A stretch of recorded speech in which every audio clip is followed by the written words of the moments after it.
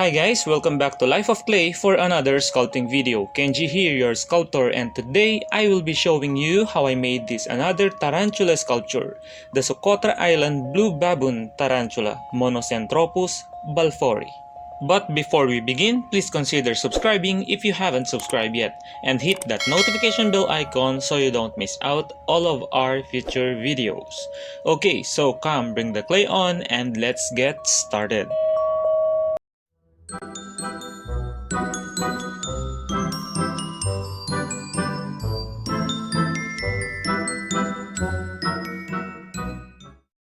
First, let's make the armature or the filler for its abdomen by applying a little amount of epoxy on the tip of this aluminum rod. Then I just cover it with aluminum foil and bulk it up into a oval-shaped ball. Once the epoxy is cured, I cover it with a thin sheet of clay, closing the seam and shape it out based on the reference. Now let's add those abdominal details on its underside, including the book lungs and its genitalia. The Socotra Island Blue Baboon tarantula, usually shortened to Blue Baboon tarantula, is named after its collector, Sir Isaac Bayley Balfour, and it is found in Socotra Island, part of Yemen, hence the common name. This tarantula is terrestrial and opportunistic burrower, and its unique behavior is that it's communal, to the point that the mother spiders care for the young, even attacking potential predators if they get close to her egg sac. Males and females of this species of different ages may live together without attacking one another in captivity. Considering it is a baboon tarantula, its temperament is pretty docile, as it is a species of tarantula found in the Old World. It does not possess urticating hairs. Females of this species live for about 10 to 14 years of age and could reach a maximum diagonal leg span of 5 to 6 inches, while males tend to live for about 3 to 4 years and not much smaller than the females. Then I just brush it with alcohol to smooth out and add fur texture.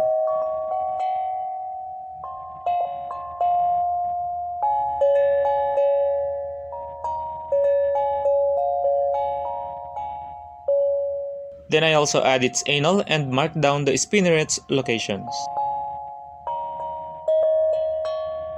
Then I add poke holes around it except for the underside using this tiny needle.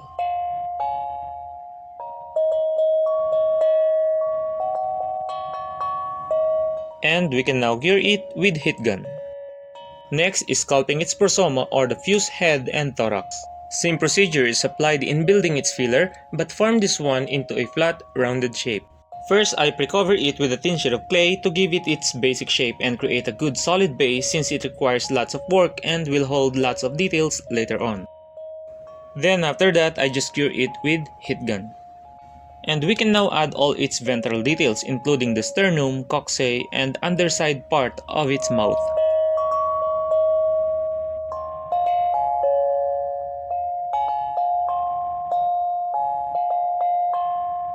And I use liquid polymer clay in attaching these small parts to strengthen the bond.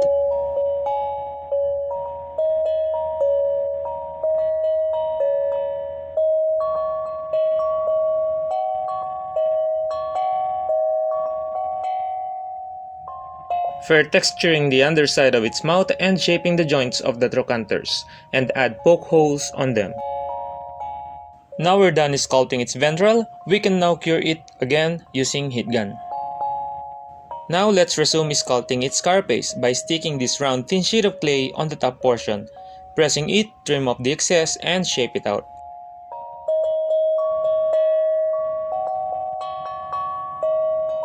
Then I lay a plastic film over it and add details.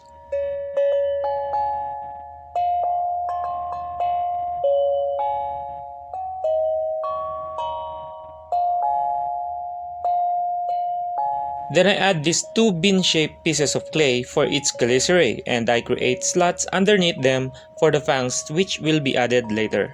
The M. balfouris venom potency is not known, although it is believed by some to be able to kill a dromedary, a one-hump desert camel. Then I add that little hump where its eyes group together and embed these tiny pre-baked polymer balls. Then let's add fur texture, and I also add poke holes on the chelicerae.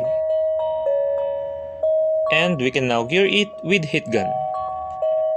Moving on, let us now make its legs and appendages. I used this 1mm stainless steel wire for the legs and pedipalps. I just cut and bend them accordingly.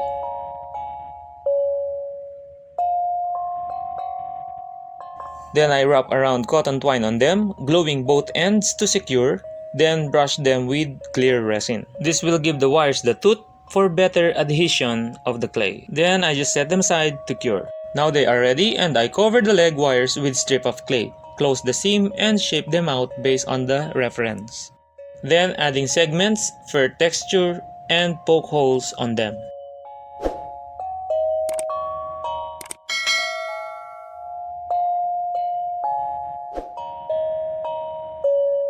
And same procedures are applied to the pedipalps. For each spinnerets, I use 0.6mm copper wire and I just cover the wires directly with very thin strips of clay, shaping it out and add segments.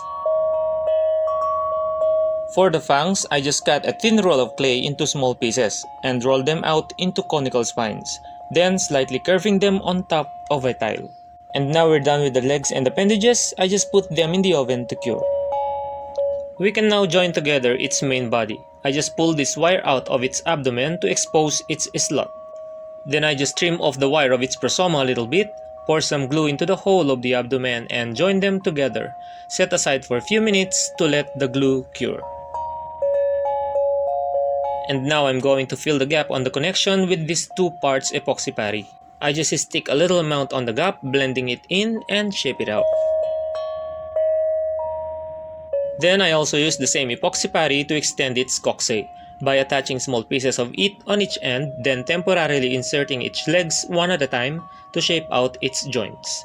These joints are its trochanter and they will be perfectly fit by doing this technique.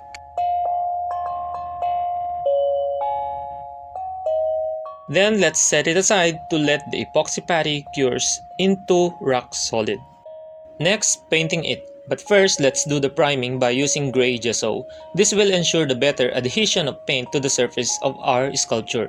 I don't usually do priming my sculptures in the past, but from now on, you will see me doing it more often. Now let's do the real painting. Since the coloration of this model is quite complex, I just flash all the paints that I will be using on the screen and so you can enjoy the painting process with less annotation, or you can check them out in the description of this video. An adult M. balfouri coloration is striking, a vivid blue including its carapace, chelicerae, and its legs except for the femur, which like the rest of the body is creamy greige base coloration.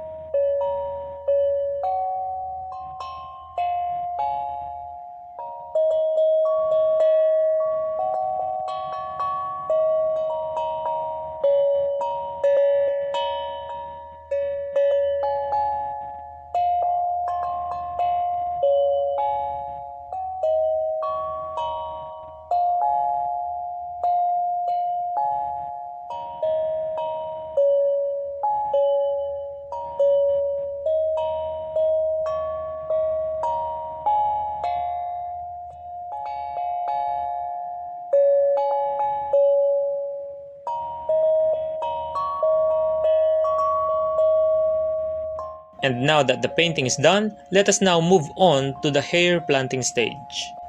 And these hairs I'm using here are cut synthetic bristles of a brush, which I divided into 2 batches and dyed them with thin down greige and phthalo blue oil paints.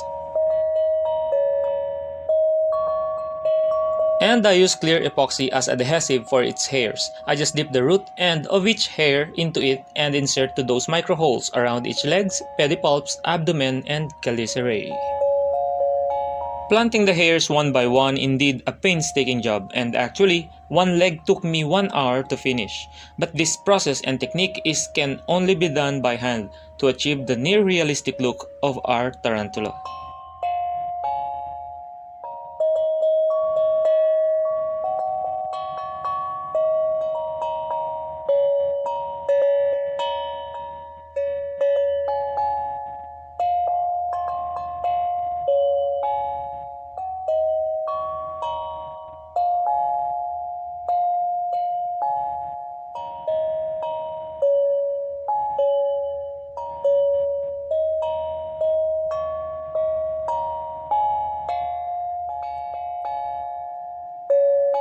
Then I added much finer synthetic fur on the sides of its carapace to make it fuzzier.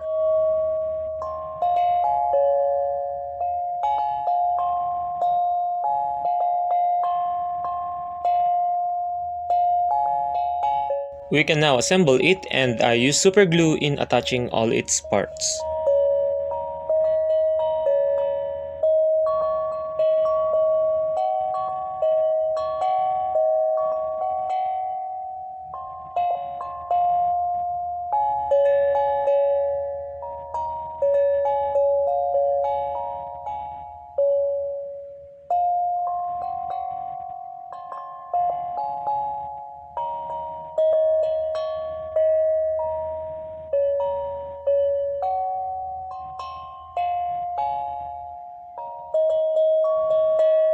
Then positioning it immediately before the glue sets.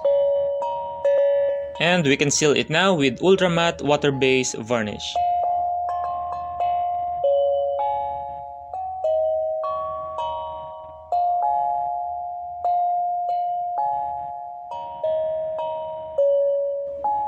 And lastly, finishing its eyes with dots of clear resin. And there we go, our Socotra Island Blue Baboon Tarantula is finally done. I know it took me way too long to upload video these past few months because of several reasons, one of them is my timetable. But I'm still trying to do my best to keep my gear grinding, and I hope I still entertained you and share with you some new ideas and techniques in every video I produce. And I also value your thoughts, guys, so drop them in the comment section, and please give this video a like to keep our channel kicking. And feel free to share this video also to all our dear friends out there. And again, please allow me to remind you, don't forget to subscribe and turn on the notification bell icon to see more of my sculpting videos in the future.